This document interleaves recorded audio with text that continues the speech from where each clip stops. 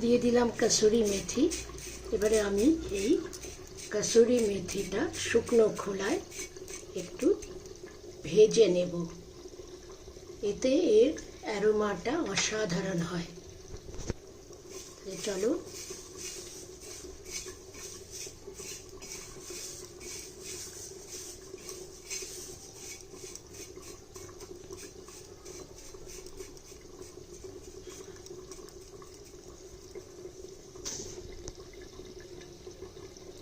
ধীরে ধীরে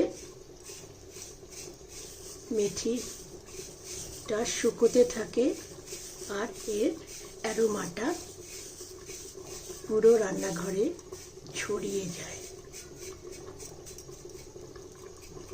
এবং তোমরা সাধারণ অবস্থাতেও যখন কসুরি মেথি ব্যবহার করো, তোমরা যদি একটু এটাকে এভাবে সেঁকে নাও, তাহলে তার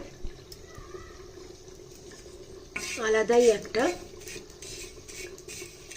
গন্ধ তৈরি হয়, যেটা কাঁচা অবস্থায় সেইভাবে গন্ধটা বেরোতে পারে না। গ্যাসটা আমি কমই করে দিয়েছি, তোমরা দেখতে পাচ্ছ একদমই কম। আর একটু কম করে দিই যাতে পুড়ে না যায়।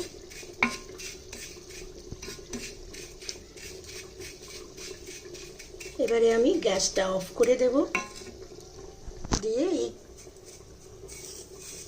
এর মধ্যে এটা একদম ঝুরঝুরে হয়ে যাবে।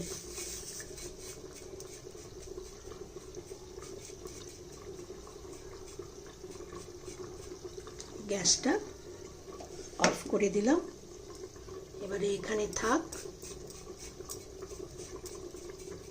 তোমরা পাচ্ছ না, কিন্তু আমি পাচ্ছি একটা অসাধারণ গন্ধ চারদিকে ছড়িয়ে যাচ্ছে।